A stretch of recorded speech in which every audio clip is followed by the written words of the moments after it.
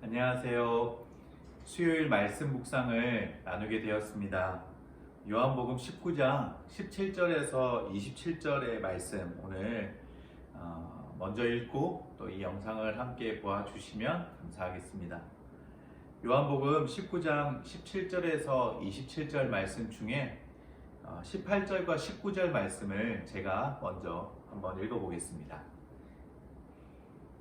그들이 예수를 맡음에 예수께서 자기의 십자가를 지시고 해골, 히브리 말로 골고다이다 해골이라 하는 곳에 가시니 그들이 거기서 예수를 십자가에 못 박을세 다른 두 사람도 그와 함께 좌우편에 못 박으니 예수는 가운데 있더라. 오늘 본문은 예수님께서 십자가에 못 박히시는 사건을 기록하고 있습니다.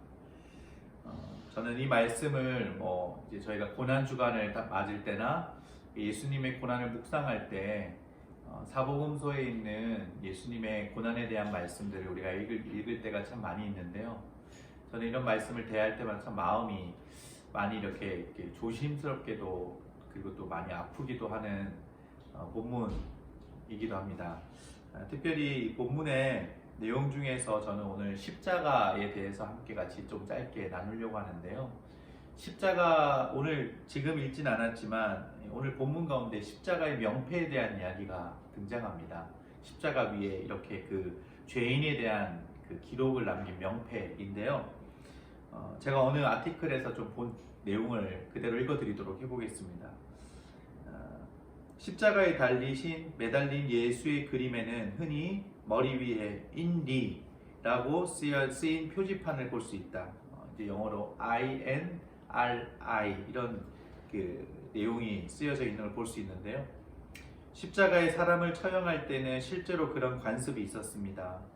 복음서에 따르면 그 표지판의 문구는 히브리와 로마와 헬라의 세 가지 언어로 표기되었다. 지나가는 사람들이 누구나 알아볼 수 있도록 하기 위해서였다. 그 문구의 뜻은 나사렛 예수 유대인의 왕이라는 뜻입니다. 라틴어로 표현하면 예수스 나자레움 렉스 인도렘이라는 이런 말로 표현할 수가 있는데요. 화가들이 이 말을 줄여서 인니라고 표현을 했습니다. 이것 때문에 유대 대제사장들의 심기가 불편합니다.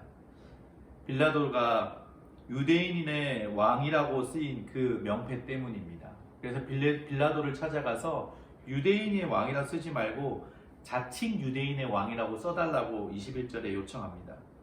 그러자 빌라도는 22절에 나와 있는 것처럼 짤막하게 대답합니다. 내가 쓸 것을 썼다. 빌라도의 양심이 그렇게 표현한 것일까요? 아마 책임을 회피하기 위해서 아니면 그가 예수를 만나면 신문하면서 늘었던 생각들을 그대로 표현하지 않았을까 생각해 봅니다. 근데 이게 사실은 그가 억지되었든지 간에 빌라도가 써붙여 있는 죄패는 역설적인 모습을 그대로 보여주고 있지 않나 생각합니다. 유대인의 왕이라 기록되었지만 사형당한 죄인의 십자가 처형, 반역자라는 그 죄명 대신에 붙은 것이 나사렛 예수 유대인의 왕이라는 표현입니다. 여기에는 두 가지의 표현이 함께 섞여 있습니다. 유대인의 왕 예수, 나사렛 사람 예수. 어찌 보면 우리가 잘 알고 있듯이 유대인의 왕이라는 표현에서 하나님의 신성, 온전한 신성을 갖고 이 땅에 오신 예수님을 우리가 기억할 수 있고, 그리고 나사렛 사람 예수라는 표현을 통하여서 이 땅에 오신 예수님의 인성, 역사적인 예수님을 우리는 또한 증거로서 기억을 하고 볼 수가 있습니다. 그리고 히브리어와 헬라어, 로마어로 기록하면서 온 천하가 다 알 수 있고 볼 수 있고 읽을 수 있도록 기록해 놓은 것입니다. 그는 그렇게 인간의 몸을 입고 이 땅에 오신 하나님이셨습니다. 당시 율법에 사형죄를 면하기 위해서 다른 사람이 대신 죽어야 했듯이 인간의 반역죄를 용서하기 위해 죄 없으신 예수님께서 우리 대신 십자가에 못 박히신 겁니다. 그의 대속의 죽음은 모든 인류를 위한 은혜입니다. 그 사실을 마음으로 믿고 입으로 시인하는 모든 자는 예수님의 죽음이 자신을 위한 것이 되므로 죄짐에서 놓이게 되고 죽음을 면하게 되는 놀라운 은혜를 허락하셨습니다. 어떤 이에게는 이것이 새 출발이 됩니다. 참 생명이 되어 세상에서는 이해할 수 없었던 비밀한 기쁨을 맛보며 살게 되는 것입니다. 이것이 십자가의 비밀입니다. 아까 초두에 말씀드렸던 것처럼 사형죄에 당했던 반역죄를 지었던 그 범죄자에게 십자가의 처형이 허락되었는데, 아이러니컬하게도 명패에는 유대인의 왕이라고 기록되어졌던 그 역설이 어떻게 본다면 십자가의 비밀이 아닐까요? 그분의 죽으심으로 우리에게는 새 생명이 주어진 것입니다. 그분의 희생으로 우리는 우리 평생에 느낄 수 없는 기쁨과 감격과 은혜를 예수님의 십자가를 통해서 경험하게 되는 것입니다. 그것이 바로 십자가가 담고 있는 비밀이라고 할 수가 있습니다. 보고자 하는 자만이 볼 수가 있고, 찾고자 하는 자만이 찾을 수가 있는 십자가의 비밀. 로마서 10장 9절에는 사도 바울이 이렇게 고백합니다. 내가 만일 내 입으로 예수를 주로 시인하며 또 하나님께서 그를 죽은 자 가운데서 살리신 것을 내 마음에 믿으면 구원을 받으리라.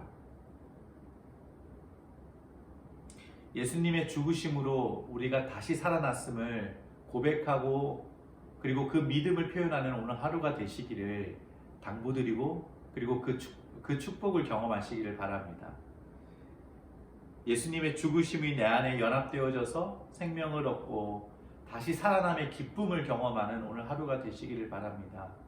십자가를 생각하며 슬픔과, 그리고 내 안에 나 때문에 돌아가셨지라는 죄책감으로 십자가를 바라보는 것이 아니라, 그 죽으심이 내게는 새 생명이고, 이 새 생명이 또 누군가에게 죽음에서, 어두움에서 빛으로, 생명으로 나올 수 있는 놀라운 은혜의 방편이 된다는 것을 증거하고 알리는 오늘 하루가 되시기를 축복드립니다.